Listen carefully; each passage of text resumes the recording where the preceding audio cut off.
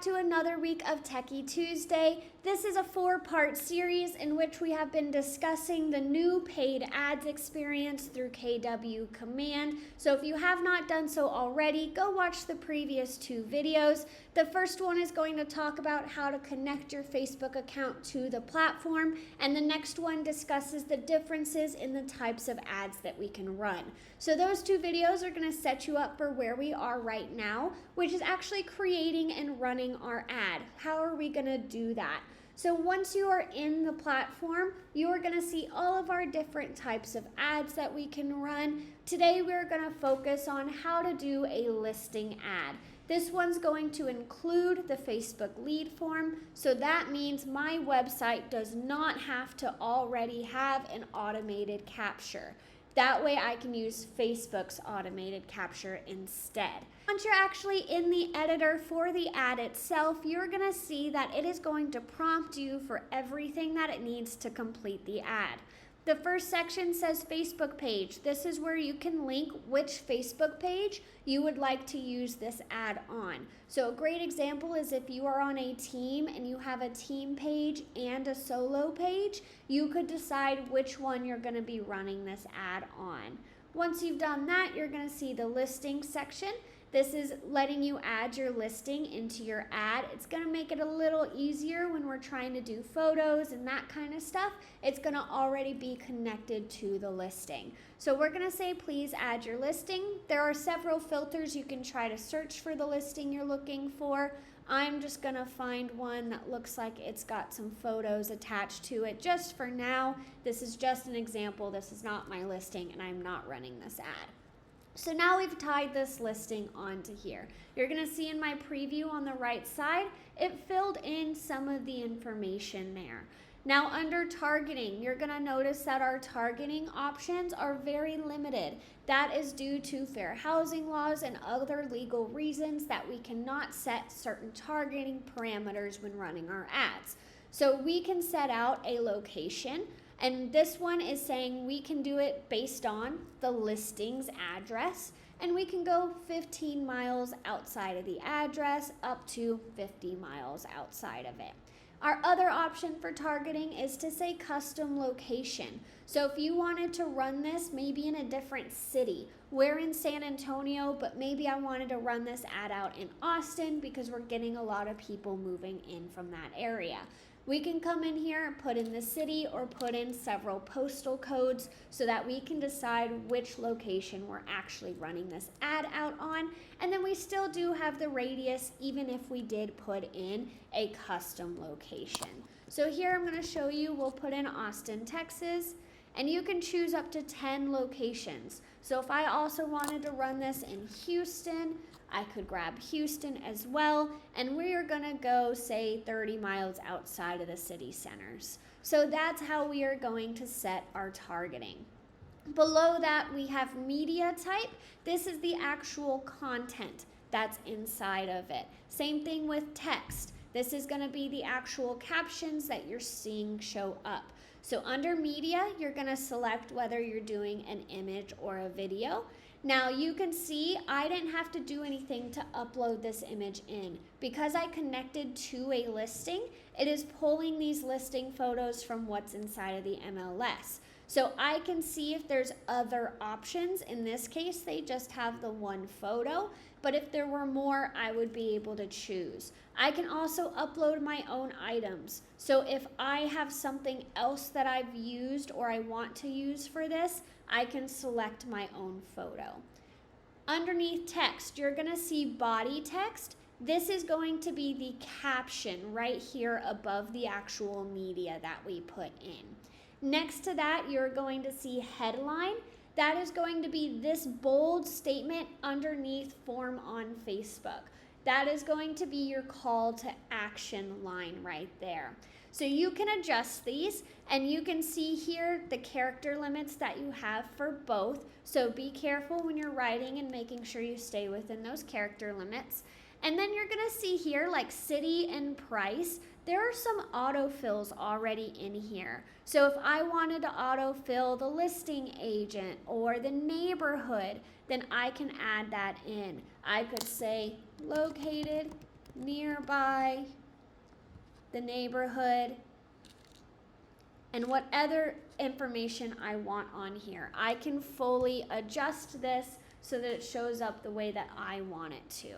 You can also add in emojis. That's what this little face here will let you do, is add in emojis if you wanted to. And then the other little pencil next to that face, that is going to be right with AI, so you can get suggested captions from AI. You can say these are kind of the style I'm wanting to do it in. There we go. So it auto-filled this caption in for me through AI. You can see it cut it off because of the character limit, so we can take that out and we can make any of these other changes that we're needing to make with this, add in anything else. When we hit apply, that's going to change it, and you're going to see it change on our preview as well. This is going to be exactly the same setup for your headline. Now your headline, I suggest being your call to action. I don't think it should just be a street address right here. A great example for this would be click, learn more for information. And that is going to prompt them to click on that learn more button. Now you can make this little headline say whatever it is you want it to say, so whatever call to action you want to put there, just know you're trying to get them to click on that actual button there. That's how you're going to get that lead form to pop up, and you're actually going to collect them as a lead. So anything you can do here to try to prompt them to actually click on that button. Once you have your media and your captions all set up, you're going to go to lead submission destination. This is the actual website that we are sending them to when they click on that learn more button. You can enter a URL, so you can copy and paste any website URL that you would like to. So I'm going to go to my KW website here.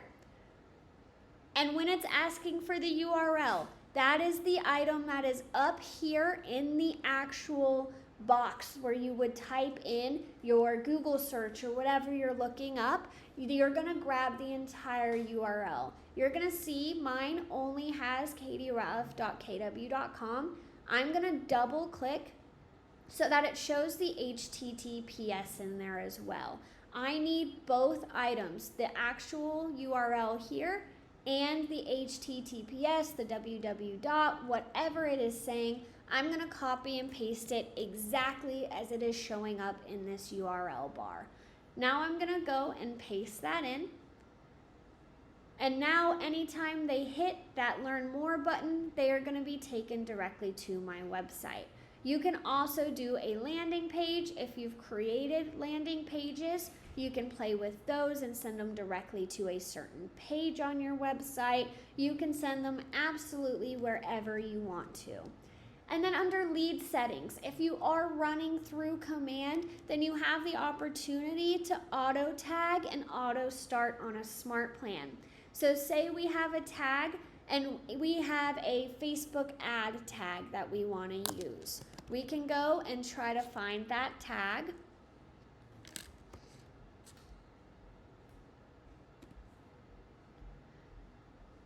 And I want to tag everybody who comes in with this as a Facebook ad tag. Now you can do multiple tags. So if you needed to tag them as internet lead or whatever you need to do to help you remember or sort these people out. Then under smart plans, if we have a Facebook open house smart plan or whatever we want to use, we can do that. So here's a Facebook one that I have. There's other ones in here. You may need to go back and make your own specifically for this ad. So I've got one in here already labeled Facebook ads. So that is, again, a systemized way once this lead comes in that I'm going to follow up with them. That Facebook ad smart plan is going to tell me to email them and then wait a day and call them and then wait a day and text them and then wait maybe a week and do something else. It is going to tell me exactly what I need to do to keep up with any leads that I've pulled from this ad. So that's what's going on in lead settings. And then under compliance, DBA logo, that is the logo of your market center. So for us here, that would be the heritage logo. If you need that, I can definitely provide it for you. But you are going to see it's going to say either default or custom. So you're going to be able to choose what logo shows up. So if you did not already have your logo because you pulled the listing photos, this is how we're going to be able to get that in. And it is a requirement that you have the heritage logo on there somewhere. The other requirement is that we have what's called the ownership statement. If you guys have seen this before, it is the each office is independently owned and operated statement. That signifies us as a franchise of KW. So us here at Heritage cannot get in trouble for what an agent at a different KW does. So we can look into that, but you do have to have that logo and that ownership statement on whatever you are putting on there. So if they were not already in your media, then you are going to need to include it on there. And I'm going to go ahead and grab this photo again and show you what I mean by that. So if I grabbed that listing image photo, you're going to see teeny tiny in the corner over here, we have that ownership statement. And if I wanted to add in my logo as well, it's going to show up again, teeny tiny here in the corner. So that's how you can make sure you remain in compliance with your ads. Once the ad is set up and is looking the way you want it to, and all of these are filled out, you're going to say proceed to last step. This is where it's going to ask you how long you want to run the ad for and what your budget is. It's also going to say if you're maximizing your spend. Spending $8 a day is great. You can spend more than that, you can spend less than that. So you can check, it will tell you if you're not hitting the minimum requirement, but you are welcome to spend as much as you would like to on these ads. And then it's going to ask for your billing and payment information, and when you purchase, that is going to finish out the process. Once you're done with that, you're going to be able to actually look at some of the analytics that came back from that. That is what I will show you guys a little bit next week. So if you have anything else that you have questions or concerns about this platform, please reach out to us and let us know. But until then, y'all have a great rest of your week.